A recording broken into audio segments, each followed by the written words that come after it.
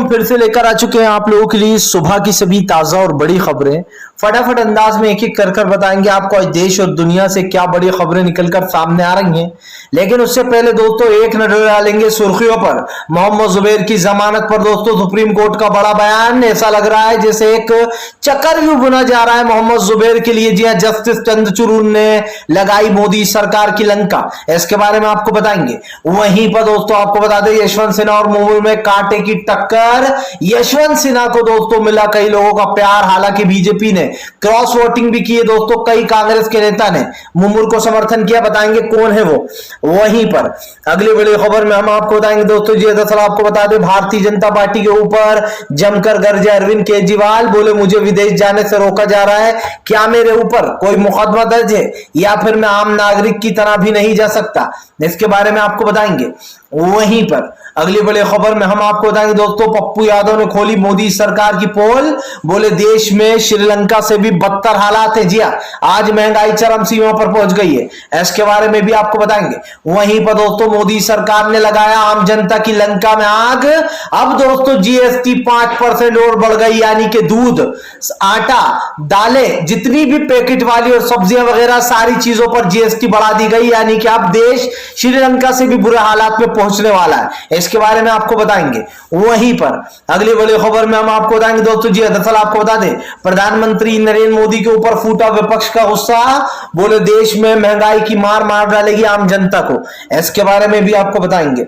वहीं पर अगली बड़ी खबर में हम आपको बताएंगे दोस्तों जी, दरअसल आपको बता दें भारतीय जनता पार्टी को लगेगा बड़ा झटका। कमलनाथ ने कहा कि 15 महीने बाद यानी कि 1.5 साल बाद पता चल जाएगा, सारे बदले लिए जाएंगे, इसके बारे में भी आपको बताएंगे।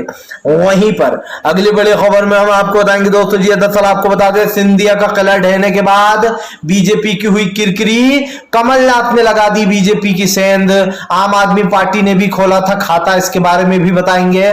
तो सारी खबरें फटाफट अंदाज में एक एक कर देंगे। फिलहाल खैर चलिए बढ़ते हैं सबसे पहली और सबसे बड़ी खबर की ओर। दरअसल दोस्तों आपको बता दें सुप्रीम कोर्ट का मोदी सरकार को करारा तमाचा।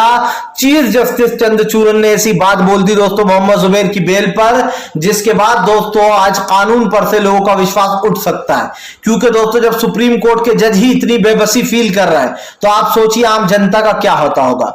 दरअसल दोस्तों आपको बता दें मोहम्मद जुबैर के केस पर सुप्रीम कोर्ट पहुंच गया है। केस आपको पता होगा क्योंकि मोहम्मद जुबैर को एक जगह बेल मिलती है तो दूसरी जगह मुकदमा दर्ज करा दिया जाता है, दूसरी जगह बेल मिलती है तो तीसरी जगह उनका मुकदमा दर्ज करा दिया जाता है, और इस तरीके से मोहम्मद जुबैर को फंसाने की कोशिश की जा रही है बार बार उनको रिमांड पर लेकर। अब दोस्तों आपको बता दें सुप्रीम कोर्ट में जब मोहम्मद जुबैर की लेडी वकील पेश हुई तब उन्होंने दोस्तों मोहम्मद जुबैर का पूरा मैटर जस्टिस चंद्रचूड़ उनकी बेंच ने ये सुना। आपको बता दें जस्टिस चंद्रचूड़ ने जो कहा वो आपको सुनना चाहिए और यह भी फील करना चाहिए कि क्या आज सुप्रीम कोर्ट भी बेबस फील कर रहा है। दरअसल जस्टिस चंद्रचूड़ ने कहा कि ऐसा लग रहा है मोहम्मद जुबैर को जानबूझकर एक जैसी एफआईआर में फंसाया जा रहा है। आप समझिए दोस्तों सुप्रीम कोर्ट के चीफ जस्टिस जज ये बात कह रहे हैं कि ऐसा लग रहा है जैसे मोहम्मद जुबैर को एक जैसे, इस पर ध्यान दीजिए, एक जैसे मामलों में फंसाया जा रहा है, उनको जेल से बाहर नहीं निकलने दिया जा रहा। इसके आगे जो चीफ जस्टिस ने कहा वो साबित करता है कि सुप्रीम कोर्ट के जजों पर आज कितना दबाव है और किस तरीके से उनसे फैसले जबरदस्ती करवाए जा रहे हैं। पहली बात दोस्तों जस्टिस चंद्रचूड़ साहब ने कहा कि मोहम्मद जुबैर को एक जैसे मामले में फंसाया जा रहा है और जो ये कि बहुत ही दुर्भाग्यपूर्ण है। ऐसा लगता है कि उसको एक मामले में बेल मिलती है तो दूसरे मामले में जानबूझकर उसको फंसा दिया जाता है ताकि उसको फिर से रिमांड पर ले लिया जाए। चीफ जस्टिस चंद्रचूड़ ने कहा ऐसा लगता है जैसे एक नफरती, आप समझिए दोस्तों, एक नफरती चक्रव्यूह रचा जा रहा है मोहम्मद जुबैर के कारण। दोस्तों अब मैं चंद्रचूड़ साहब से एक बात पूछना चाहता हूं, जब उनको ये सब कुछ दिखाई दे रहा है, जब सुप्रीम कोर्ट को खुद पता है दोस्तों कि आज मोहम्मद जुबैर के साथ कैसा व्यवहार किया जा रहा है, तो क्या दोस्तों सुप्रीम कोर्ट कोई बड़ा फैसला नहीं ले सकता? क्या वाकई में सुप्रीम कोर्ट के ऊपर दोस्तों इतना प्रेशर डाल दिया बीजेपी ने कि अब कोर्ट में जज खुलकर फैसला भी नहीं ले सकते? और सिर्फ दोस्तों सुप्रीम कोर्ट की ही बात नहीं है, अभी आपको पता होगा दिल्ली के पटियाला कोर्ट ने जिस तरीके से मोहम्मद जुबैर को बेल दी और उन्होंने भी सरकार की आलोचना की कि ऐसा लगता है मोहम्मद जुबैर को जानबूझ के इस केस में फंसाया जा रहा है, सरकार की आलोचना करना कोई जुर्म नहीं है। यह किसने कहा था दोस्तों? दिल्ली पटियाला कोर्ट ने। यानी कि दोस्तों सुप्रीम कोर्ट हो या दिल्ली पटियाला कोर्ट हो, आज हर कोई मोदी सरकार के काले कानूनों के आगे बेबस है, क्योंकि विपक्ष को एक तरीके से दोस्तों जुर्म में घेरा जाता है और उसको लंबे समय तक जेल में रखा जाता है। चलिए बढ़ते हैं एक और अगली बिग ब्रेकिंग की तरफ। बता दोस्तों अगली जो बड़ी खबर निकल कर आ रही है आपको बता दोस्तों, राष्ट्रपति चुनाव में कांग्रेस ने दोस्तों, जी कांग्रेस ने दिखाई ताकत। ज्यादातर लोगों ने दोस्तों यशवंत सिन्हा को दिया अपना समर्थन। हालांकि दोस्तों क्रॉस वोटिंग भी हुई है।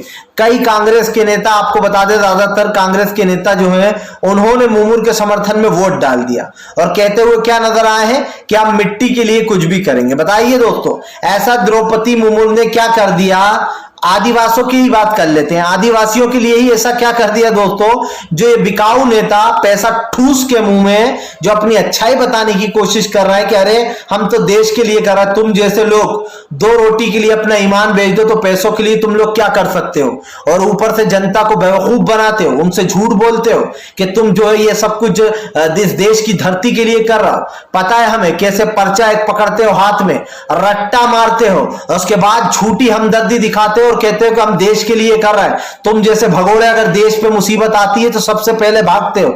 जो लोग पैसे की दलाली करते हैं, जो लोग पैसा खाते हैं, उनका कोई ईमान नहीं होता दोस्तों। और साफ दिखाई दे रहा कि जिन लोगों ने द्रौपदी मुर्मू को वोट दिया है, खास कर उन बिकाऊ नेताओं ने दोस्तों जो कांग्रेस के, वो लोग साफ दिखाई दे रहा है दोस्तों कि वो लोगों ने पैसा मुंह में ठूसा है और क्या बहाना ले रहे हैं देश का।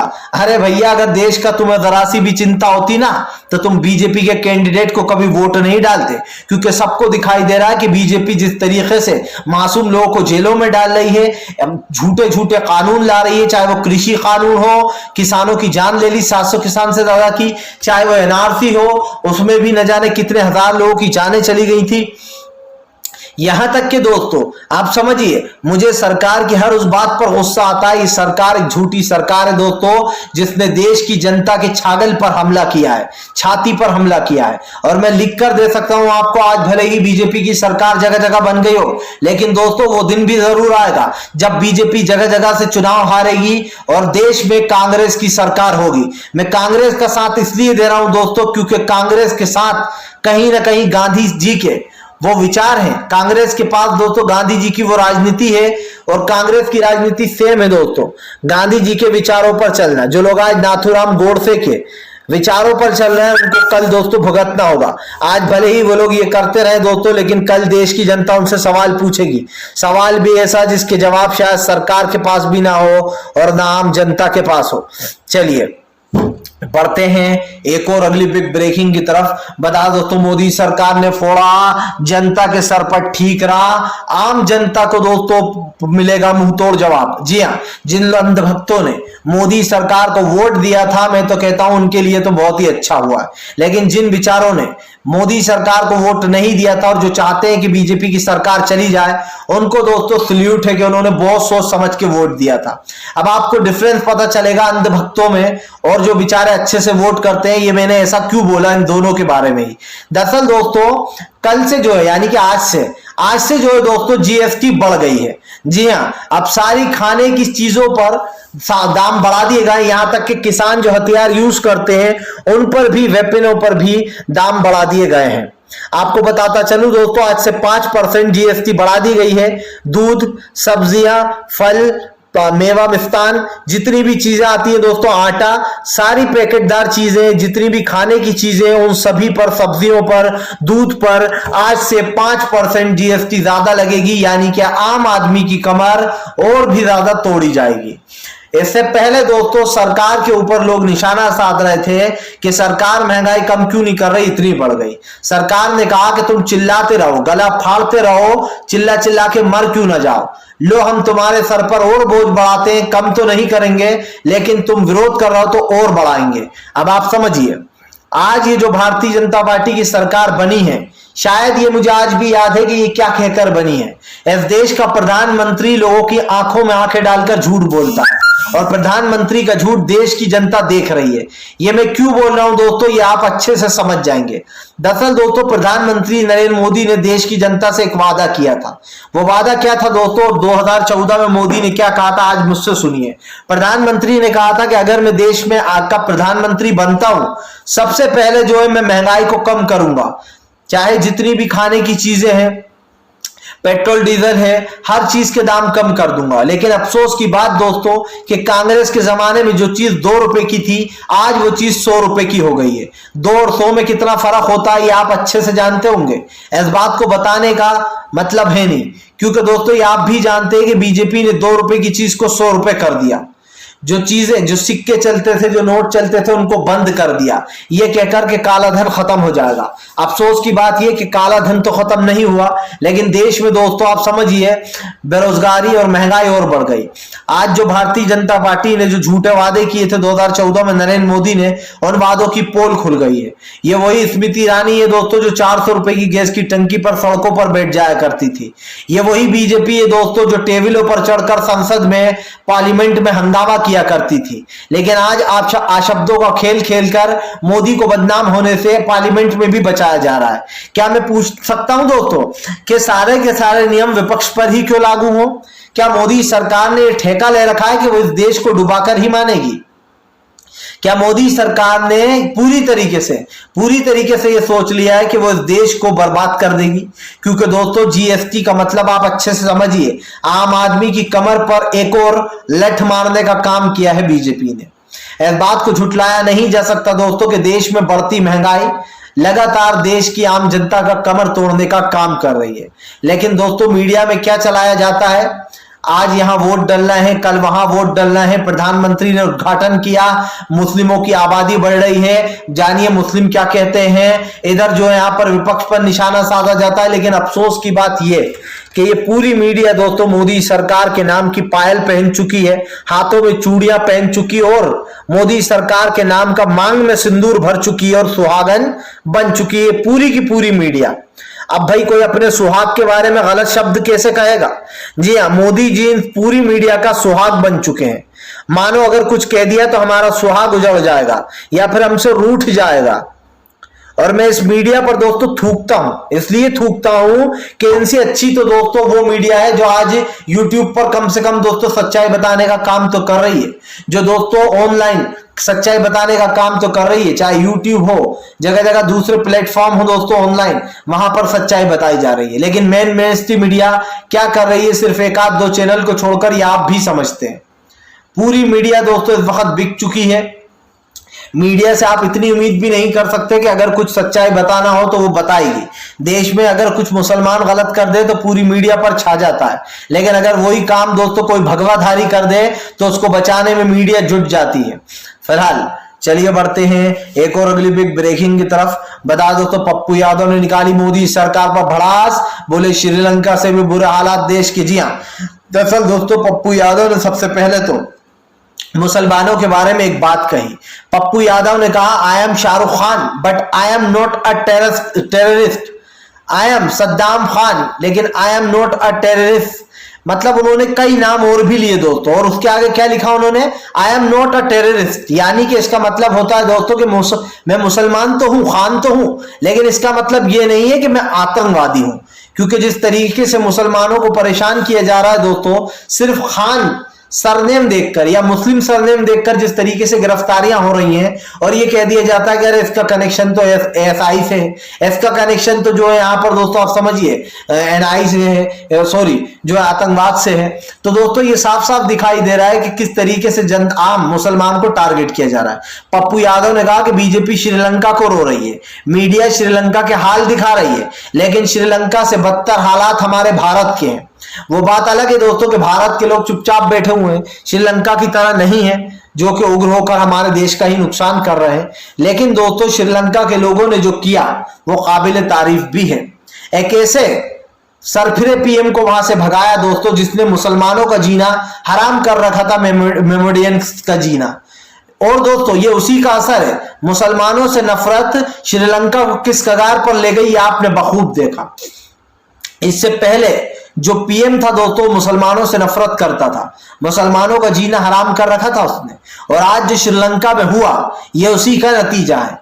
और दोस्तों श्रीलंका के लोगों पर महंगाई का बोझ, लगातार बढ़ते पेट्रोल डीजल एलपीजी के दाम ने श्रीलंका को डुबो दिया। राजपक्षा ने जिस तरीके से दोस्तों अपने परिवार को एक के बाद एक राजनीति में घुसेड़ा, अपने चाचा भाई मामा भाई जिन लोगों को भी उसने बड़े बड़े पद दिलाए, इससे साफ दिखाई देता था दोस्तों कि राजपक्षा परिवार पूरी राजनीति पर खुद का कब्जा करना चाहता है, या फिर यूं कहते दोस्तों कि वहां की जनता का जब गुस्सा फूटा तो क्या राजपक्षा और क्या लोग उसने पूरी श्रीलंका को ही आग लगा दी। मोदी सरकार इससे एक बात सीख सबक ले ले, जिस दिन देश की जनता को गुस्सा आ गया उस दिन सड़कों पर जनता होगी, पीएम देश से बाहर होंगे और ये पूरी भाजपा दोस्तों अलग अलग देशों में भाग रही होगी, क्योंकि जिस दिन देश की जनता का सर घूमा और उस दिन वो किसी की नहीं सुनेगी दोस्तों, उस दिन इस देश की जनता सड़कों पर होगी। और हमारे देश की कितनी आबादी है ये आप अच्छे से जानते हैं दोस्तों, उस दिन जात पात धर्म कुछ नहीं देखा जाएगा, बल्कि सड़कें होंगी और आम जनता होगी और मोदी सरकार के सामने सवाल होंगे। सरकार सवाल नहीं देगी, भाग जाएगी यहां से भगोड़ी सरकार, क्योंकि यह हम कह सकते हैं दोस्तों खुलकर कि सरकार जो कर रही है उसका अंजाम क्या होगा ये सब जानते हैं। भले ही आज सरकार राजनीति में, कल विपक्ष भी हो सकता है सरकार में आ जाए तो देश बच जाए, लेकिन अभी तो फिलहाल जो देश में हो रहा है वो दोस्तों बहुत ही ज्यादा दुख की बात है। चलिए बढ़ते हैं एक और अगली बिग ब्रेकिंग की तरफ। बता दोस्तों अगली जो बड़ी खबर निकल कर आ रही जी, दरअसल दोस्तों आपको बता दें प्रधानमंत्री नरेंद्र मोदी को दोस्तों आपको बता दें लगेगा बड़ा झटका। जी हाँ दोस्तों आपको बता दें उपराष्ट्रपति के चुनाव में मार्गरीटा जी को पूरा समर्थन मिलता हुआ नजर आ रहा है। दरअसल दोस्तों आपको बता दें उपराष्ट्रपति के चुनाव में मार्गरीटा जो है अब उनका नामकरण बाकी है। जी हाँ, ऐसे में दोस्तों ये कहा जा सकता है कि फिलहाल वो एक महिला है और दोस्तों कांग्रेस ने जान पर उठकर उपराष्ट्रपति के पद पर जो है यहाँ पर महिला को उतारा है। ऐसे में ये कहना गलत नहीं होगा दोस्तों कि कांग्रेस ने बहुत सोच समझकर ये फैसला लिया है। यशवंत सिन्हा के सपोर्ट में भी दोस्तों काफी वोटिंग हुई। जी हाँ, उपराष्ट्रपति का वोटिंग तो बाद में होगी, लेकिन राष्ट्रपति के चुनाव में भी लंका लग रही है बीजेपी की। आपको बता दें अच्छा खासा समर्थन मिलता हुआ नजर आया है यशवंत सिन्हा को। हालांकि ये बात भी सच है दोस्तों कि कई लोगों ने बेईमानी की है, उन्होंने विपक्ष को वोट डाल दिया यानी कि बीजेपी को। और रीजन मैंने आपको बताया दोस्तों, वजह मैंने पहले भी आपको बताई कि बीजेपी को ऐसा लगता है कि किसी भी झूठे व्यक्ति को वोट डाल दिया जाए तो जो है यहां पर सारा का सारा मामला ठीक हो जाएगा। लेकिन दोस्तों मैं एक बात पूछना चाहता हूं कि आज जो भारतीय जनता पार्टी कर रही है आखिरकार इसका अंजाम क्या होने वाला है? क्योंकि दोस्तों आप समझिए अभी भले ही क्रॉस वोटिंग कराई जाती है, कल जब सत्ता में बीजेपी नहीं होगी, सत्ता में कोई और सी पार्टी होगी, तो आप देखना यही बीजेपी होगी जो लोकतंत्र की दुहाई देगी। अफसोस की बात यह है कि इस बीजेपी ने लोकतंत्र की हत्या कर दी है, लेकिन जब खुद की बारी आएगी तो इनको लोकतंत्र याद आ जाएगा। जब इनके नेताओं की गिरफ्तारी हुआ करेगी बीजेपी वालों की तब इनको लोकतंत्र याद आएगा। जब कांग्रेस बीजेपी की सरकारें गिराया करेगी तब इनको लोकतंत्र याद आएगा। लेकिन आज जब खुद बीजेपी ये कर रही है कांग्रेस के साथ तो दोस्तों इनको लोकतंत्र याद नहीं आ रहा है। चलिए बढ़ते हैं एक और अगली बिग ब्रेकिंग की तरफ। बता दो तो अरविंद केजरीवाल का बीजेपी के ऊपर बड़ा हमला, बोले क्या मैं आतंकवादी हूं, क्या मेरे ऊपर कोई मुकदमे चल रहा है जो मुझे विदेश जाने से रोका जा रहा है, अब तक मुझे मंजूरी नहीं दी गई। दरअसल दोस्तों आपको बता दें बहुत दिनों से जो है यहाँ पर जो केजरीवाल है उन्होंने अर्जी दे रखी है सरकार को कि जो है यहाँ पर उनको जाना है बाहर, विदेश जाना है, लेकिन दोस्तों आपको बता दें उनको विदेश नहीं जाने दिया जा रहा। आपको बता दें दरअसल दोस्तों मोदी सरकार कतई ये बर्दाश्त नहीं कर पाती कि मोदी सरकार के अलावा कोई और विदेशों के दौरे करे और वो पॉपुलर हो। आपको पता हो अभी ममता बनर्जी को विदेश से बुलावा आया था, मोदी को ना बुलाते हुए दोस्तों जर्मनी ने ममता बनर्जी को बुलाया था, लेकिन मोदी सरकार ने ममता बनर्जी के विदेश जाने पर रोक लगा दी थी। इसका साफ साफ मतलब आप समझते हैं दोस्तों कि प्रधानमंत्री को कतई ये मंजूर नहीं कि कोई और पॉपुलर हो, क्योंकि जाहिर सी बात है जब कोई विदेश जाएगा तो उसकी सुर्खियां बटोरेगा, वो और ज्यादा पॉपुलर होगा और उसके पीएम बनने के चांस बढ़ेंगे। और नरेंद्र मोदी ऐसा कभी नहीं होने देंगे जब तक वो सत्ता में है, वो किसी भी विपक्ष को विदेश नहीं जाने देते और ये आप भी अच्छे समझते हैं। फिलहाल दोस्तों वीडियो अच्छा लगे तो लाइक करें, चैनल पर पहली बार आए तो सब्सक्राइब कर लें ताकि आगे भी आपको सच्ची न्यूज़ मिलती रहे हमारे चैनल।